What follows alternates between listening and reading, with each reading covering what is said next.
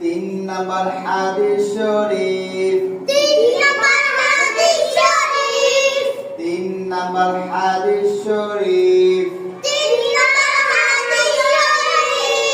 তলাবুল ইলমি, তলাবুল ইলমি ফরিদাতুন, ফরিদাতুন আলা কুল্লি মুসলিম, আলা কুল্লি মুসলিম। হাদিস শরীফের অর্থ দিনী ইলম তলব করা, দিনী